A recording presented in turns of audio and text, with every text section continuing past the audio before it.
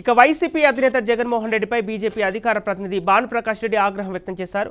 జగన్ ఢిల్లీలో ధర్నా చేసేందుకు పోలేదని, ధర్నా పేరుతో డ్రామాలు ఆడేందుకు వెళ్లాడని ఎద్దేవా చేశారు. ఇక వైసీపీ నేతలు వారు దాడులు చేసుకుని కూటమి ప్రభుత్వంపై ఆరోపణలు చేస్తున్నారని మండిపడ్డారు. ఇక ఎవరు ఎక్కడ చనిపోయారో 24 గంటల్లో పేర్లతో సహా చెప్పాలని డిమాండ్ చేస్తున్నారు. ఢిల్లీకి వెళ్ళి ఒక పెద్ద మనిషి ధర్నా చేస్తున్నాడు.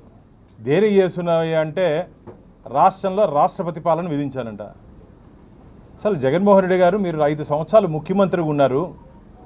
ఆర్టికల్ 356 ఎప్పుడు ఎందుకోసం ఇంపోజ్ చేస్తారో మీకు తెలీదా చెప్పండి. ఎన్డీఏ కూటమి భారతీయ జనతా పార్టీ, టీడీపీ, జనసేన మీ అధికారంలోకి వచ్చి ఈ రోజుతో 44 రోజులు, కేవలం 44 రోజులు మాత్రమైంది. అంతలోపలే విధ్వంసం జరిగిపోయింది.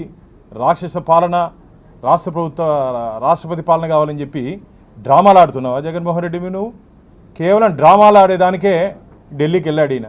ఢిల్లీకి వెళ్ళి అది ధర్నా కూడా చూస్తే జంతర్ మంతర్ దగ్గర అది ధర్నా మారికి లేదు, ఏదో రౌండ్ టేబుల్ కాన్ఫరెన్స్ మారికి ఒక టేబుల్ వేసుకునేసి వచ్చిన వాళ్ళకి స్క్రీన్ మీద చూపిస్తున్నాడు. ఏందో మీరు కొట్టుకొని వైసీపీ వాళ్ళు కొట్టుకునేసి దాన్ని మా ఎన్డీఏ కూటమి మీద టీడీపీ వాళ్ళు మీరు దౌర్జన్యం చేస్తున్నారు, చంపేస్తున్నారని చెప్తున్నారే. నేను మీ ద్వారా ఒకటి ఛాలెంజ్ చేస్తున్నా జగన్మోహన్ రెడ్డికి. మీరు చెప్పినట్టు 35 మందో 31 మందో ఒకరు కూడా ఒకరు పొంతనలే. ఎవరెవరు ఎక్కడెక్కడ చనిపోయినారు వాళ్ళ ఎమ్మెల్సీ రిపోర్టు, హాస్పిటల్లో పోస్ట్మార్టం రిపోర్టు నువ్వు 24 గంటల లోపల పెట్టు పేర్లతో పాటు. ఎందుకు డ్రామాలు ఆడతావు? డ్రామాలు రెడ్డి ఆంధ్రప్రదేశ్ ప్రజలు ఇచ్చినట్టు షాక్ ట్రీట్మెంట్కి మతి దొబ్బినట్టుంది. డ్రామాలు ఆడుతున్నాడు ఆయన. అందుకని జగన్మోహన్కి డ్రామాలు రెడ్డి అని పేరు పెట్టాం మేము.